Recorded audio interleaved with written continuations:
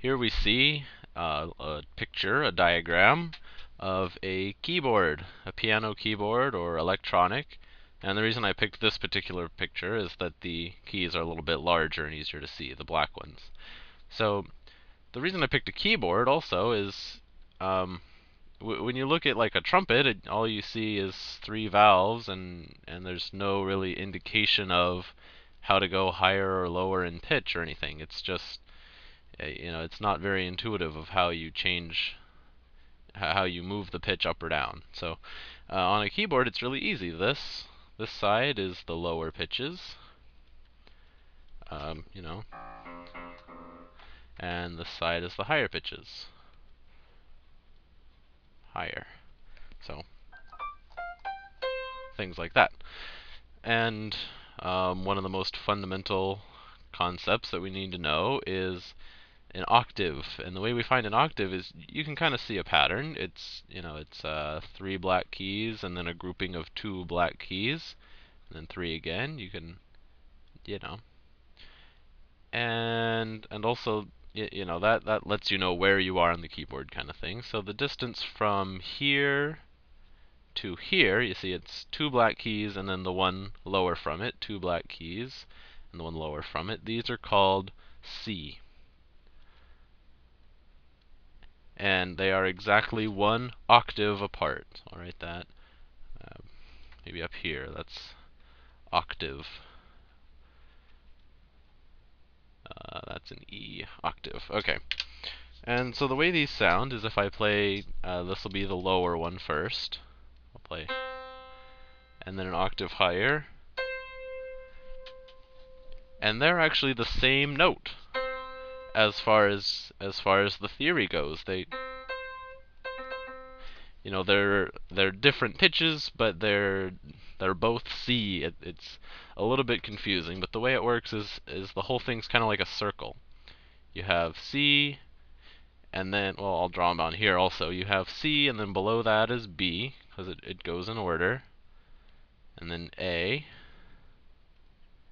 Okay, and all these others add up the same too. A is the same as A. And to keep going, I'll switch colors again. A, B, C, D, E, F, G, and then it repeats. So I don't want to write them all out again, but it makes a big circle around back to C. And the reason that they're the same note, I'll try to explain that, is physically, if you play, let's say, the lower note, I'll go with A now, just to switch it up. If we play, I'll use orange. If we play this note, that's not very good. If we play this note, then the vibration of the air or the vibration of the strings would make sort of a wave up and down in a regular pattern, a sine wave, which I'm sort of making it taper off a little bit because it fades. If I play that A, you hear it sort of taper off and get quieter. But then if we play the higher A, I'll pick yellow. Yellow kind of looks the same. Let's see, I'm almost out of colors. Blue. Okay, and then if we play this A, it'll be exactly twice as fast. And I'll try to draw this. Let me think about how I want this to go. It'll go down and then up, and it'll be exactly 2 cycles for every one of the other one. So it's 2 of these for every one of those, and that's what makes it the same note. They're in unison. It's the same same flavor, I guess.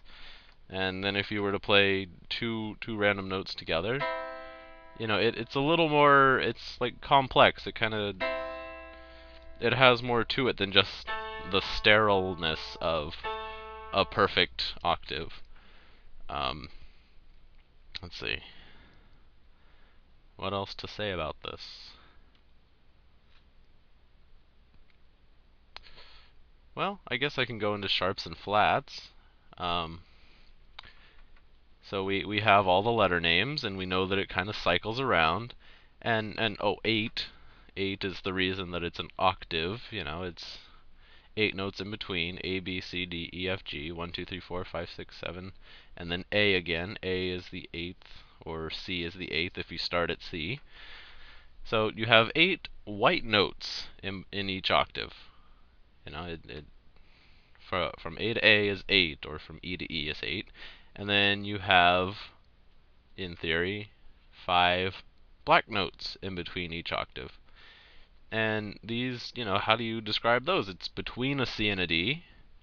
And if you have something that's between a C and a D, you have two different ways to describe it. If we're talking about, let me see, I'll color this note kind of green. We're talking about this note as an example. So you could either call that C sharp, and the little number sign or pound sign is how you say it's sharp, and sharp means it goes up by 1/2 of a step. And so that's C, C sharp, and it doesn't go all the way up to D. That's higher still.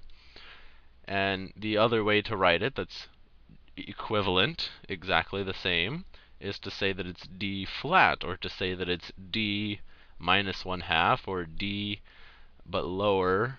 So that's a D, and then it sort of looks like a B, but it's kind of stylized. That's the D flat. The flat notation, I guess, the way of writing it. C sharp is exactly the same thing. That's the same note, just a slightly different way of approaching it. And you know, sometimes it's easier to read if you write it one way or the other, or easier to, you know, play. Not play. It's the same key also. But one sort of tricky thing about this is if I say to you, which key would you press if I told you to press C flat? That's not CB because it's kind of superscript. It's C flat. And then you say, oh, well, I'll just go a little bit down from C, and there's not a key here. There's nothing to play. So, you know, intuitively, you might guess that you should play the B, and that's right. C flat is equal to B. That's a flat sign. It's supposed to be kind of a little bit stretchy, kind of like a heart with a thing coming out. But you know, and similarly, E sharp is equal to E plus 1/2 a step is the same thing as F.